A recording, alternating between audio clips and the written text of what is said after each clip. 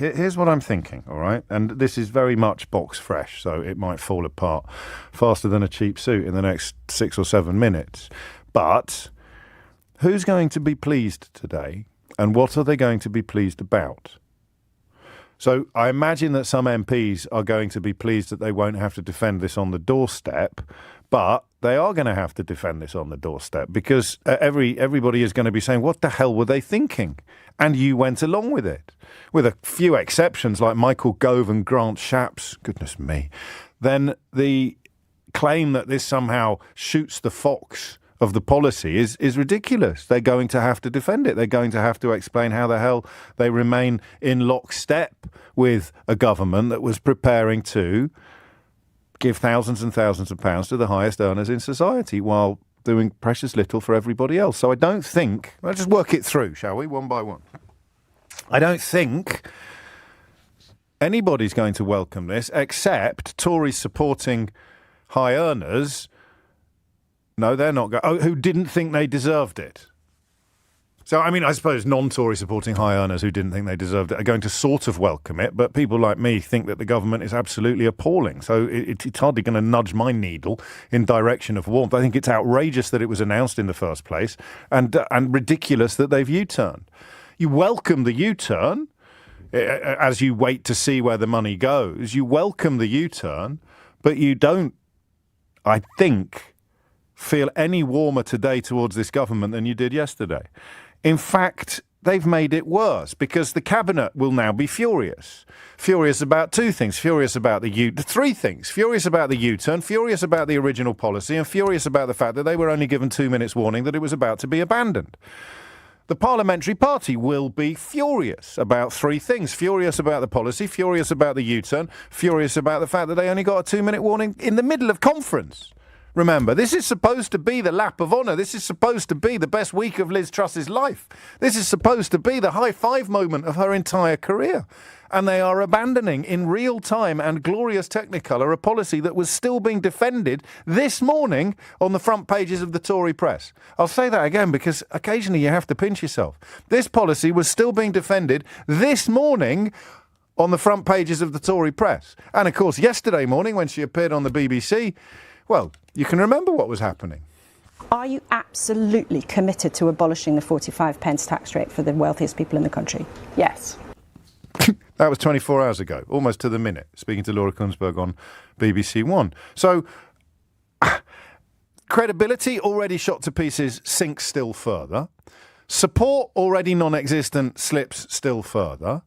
And trust already gone disappears ever further over the horizon. I can't quite believe I'm saying this, and I'm very keen to hear you challenge it, but I think they've made everything worse, not better. If they'd stuck with it, they could have claimed consistency, they could have claimed determination, they could have claimed, vindication at some unspecified point in the future, just as with Brexit. Look how well that's worked for them over the last. It's just you wait and see. Any minute now, those benefits are going to start queuing up and accruing. They'll be backed up at Dover like the lorries are, all those benefits. They'll be laying siege to the United Kingdom, all those Brexit benefits. So just any minute now, just be patient, just believe a little bit more. They could have done that.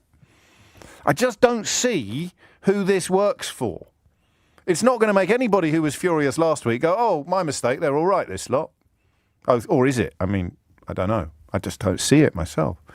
It's not going to assuage potential rebels in the party because essentially they've now added weakness to incompetence. And I can't see any ordinary punter apart from... No, I can't even see that. I'm trying to imagine. So the people who will be very cross about it are going to be high-earning Tories. So, in fact, they've alienated supporters. Who was in favour of this tax cut for the rich in the first place? I mean, apart from forelock-tugging idiots who somehow end up supporting inequalities that they're on the wrong end of, and God knows they're a very important force in British politics, have been for almost 100 years, but I will never, I don't think, be able to break through the thickness of their skulls to point out that the poor man at the rich man's gate is not there because of God's will or because of some inherent hierarchy of intellectual or social superiority or inferiority. The rich man's in his castle, the poor man's at his gate because we live in a horribly unfair society. But some of the people on the wrong end of that continue to think that they're somehow on the right end of it and that it is somehow just. So apart from them, who you will never be able to logically analyse, who's going to defend the original policy? Answer: high-earning Tory supporters who welcome the extra thousands of pounds that would have been left in their bank accounts under the new policy. So who's going to be cross about the climb down? Who's going to be unhappy about the climb down? Who's going to be unsupportive of the U-turn? Answer: high-earning Tory supporters who were going to be thousands of pounds better off. Now, they're not going to be queuing up to shout from the rooftops, are they? Because even they probably possess enough self-awareness to realise what a bad look that would be. Even they probably understand that actually saying, oh, it's great this, apparently they might even be cutting benefits, but I'm 10 grand a year better off, is not going to play well anywhere, perhaps, except the golf club. So they're going to be upset, which means their needle has nudged. They've been literally had a little bit of a treat dangled in front of them and then snatched away by Kwasi Kwarteng. So that's the question. Have they actually made it worse? I mean, listen, it's partly driven, of course, by my desire not to be too simplistic at 10 o'clock on a Monday morning. I don't like coming on air and saying, here's something that's happened. What do you think of it? I always feel that we enjoy each other's company more of a morning when we dig a tiny bit deeper into the issues, whatever those issues may be. But that is really what I'm asking. I mean, A, what do you think of it? But B, he's made it worse, hasn't he? Because he's added... It's not just the U-turn, it's the language of the U-turn. The claim that we're only doing it because everybody condemning it was distracting from all the brilliant stuff that was also contained within the budget that wasn't a budget. He's made it worse in the tone as well as the content of that U-turn. He's patronising you by saying, well, you know, there's nothing actually wrong with the policy, but everybody's getting their knickers in a right old twist about it, so we're going to abandon it anyway in order to focus on the stuff that is really good.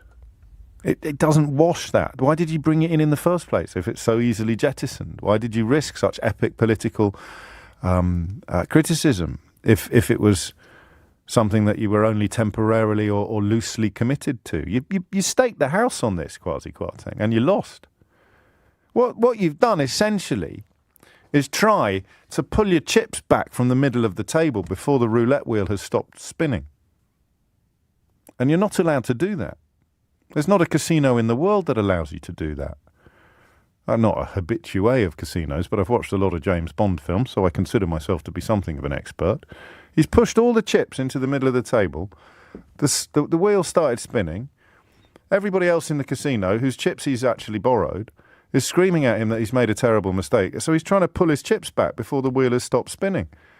And you might be allowed to do that in politics, but you're not allowed to do that in casinos. And everyone was talking about risk last week, so I don't think this analogy is weak. I think it might actually be rather clever. Everyone was talking about risks and gambles and it will pay off or it won't pay off. He's pushed all of the chips, his political chips, the credibility and trust chips, never mind the fiscal hit that the country will never recover from. The people who made millions of pounds by betting on the plummeting pound keep that money. It doesn't go back into the pot. It doesn't get redistributed or confiscated. As the policy which tanked the pound is abandoned, or the people who made fortunes from betting on a tanking pound, they're still often the people who claim to be patriotic, by the way, in the context of Brexit and other issues. They don't lose that money. They keep it forever until the next massive gamble that comes along when they can do it. So he's pushed all of the chips of credibility and trust, the chips of Kwarteng and trust. He's pushed them all into the middle of the table. And he's trying to pull them back before the wheel has stopped spinning. And that's why, the more I talk about it, the more I convince myself that he has actually, although I welcome the U-turn, the personal financial hit to me notwithstanding, although I welcome the U-turn and I think that it was unsustainable and unjustifiable, I think in purely political terms, he's just made everything worse.